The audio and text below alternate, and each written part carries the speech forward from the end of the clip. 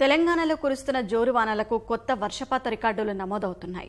ఎడతెరిపి లేకుండా కురుస్తున్న వర్షాలతో గోదావరి, కృష్ణా బేసిన్లోని ప్రాజెక్టులు జలకల సంతరించుకున్నాయి. చెరువులు నిండుకుండలను తలపిస్తుండగా వాగులు, వంకలు ఉధృతంగా ప్రవహిస్తున్నాయి.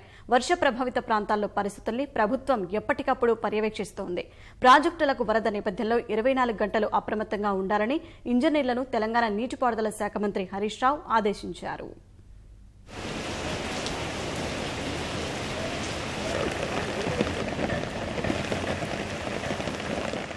రెండు రోజులుగా రాష్ట్ర వ్యాప్తంగా భారీ వర్షాలు కురుస్తున్నాయి. ఎడతెరిపి లేకుండా కురుస్తున్న వర్షాలకు వాగులు ఉప్పొంగాయి. రాజన్న సిరిసిల్ల జిల్లా వేములవాడలో లోతట్టు ప్రాంతాలు జలమయమయ్యాయి. ఆదిలాబాద్ జిల్లా 500 ఎకరాల్లో పత్తి, సోయా పంటలు నీట మునిగాయి. నిజామాబాద్ జిల్లా నవీపేట మండలం జన్నేపల్లి వద్ద తాత్కాలిక రహదారి తెగిపోవడంతో రాకపోకలకు అంతరాయం ఏర్పడింది. పెద్దపల్లి జిల్లా మంథని డివిజన్లో గోదావరి, మానేరు నదులతో పాటు వాగులు, వంకలు పొంగి పొర్లుతున్నాయి. కాళేశ్వరం ప్రాజెక్టులో భాగంగా నిర్మిస్తున్న సుందిళ్ల జలాశయం పనులు నిలిచిపోయాయి. సిరిపురం వాగు ఉధృతితో వాహనాల రాకపోకలు నిలిచిపోయాయి. నిర్మాణంలో ఉన్న వంతెనకు నిచ్చెన వేసి కార్మికులు రాకపోకలు సాగిస్తున్నారు.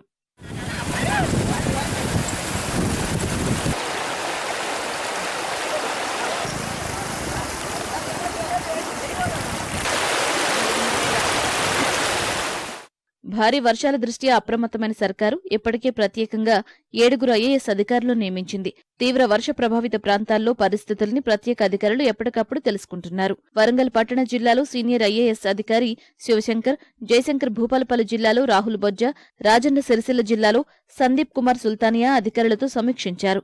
భారీ వర్షాలు కురిసే అవకాశం ఉన్నందున అప్రమత్తంగా ఉండాలని ఆదేశించారు. జగిత్యాల జిల్లా కలెక్టర్ శరత్ సహాయక చర్యలు చేపట్టాల్సిందిగా అధికారులని ఆదేశించారు.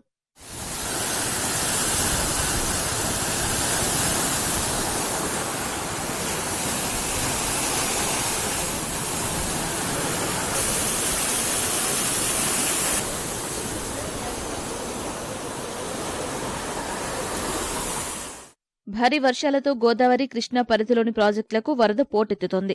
ఈ నేపథ్యంలో నీటిపారుదల శాఖ మంత్రి హరీష్ రావు సమీక్ష నిర్వహించారు. ప్రాజెక్టు ఇంజనీర్లు 24 గంటలు అప్రమత్తంగా ఉండాలని ఆదేశించారు. కాలువ గట్లు, చెరువు కట్టులో తెగితే వెంటనే జిల్లా యంత్రాంగాలను అప్రమత్తం చేయాలని హరీష్ రావు సూచించారు. సాగునీటి ప్రాజెక్టుల ఇన్ఫ్లో, అవుట్ఫ్లో వివరాలను అడిగి తెలుసుకున్నారు. రాష్ట్రంలోని 36 మధ్యతరహా నీటిపారుదల ప్రాజెక్టులు ఉండగా అందులో 19 ప్రాజెక్టుల్లో వరద నీరు చేరి నిండుతున్నట్లు ఇంజనీర్లు తెలిపారు. రాష్ట్రంలో 43,825 చెరువులుండగా 5,385 చెరువులు పూర్తి స్థాయిలో నిండాయని మంత్రికి వివరించారు. గోదావరి బేసిన్లో దాదాపు 50% చెరువులు నిండినట్లు హరీష్ రావు వెల్లడించారు. వరద నీరు చెరువుల్లో చేరడం మిషన్ కాకతీయ ఫలితాలకు సూచికగా మంత్రి అభివర్ణించారు.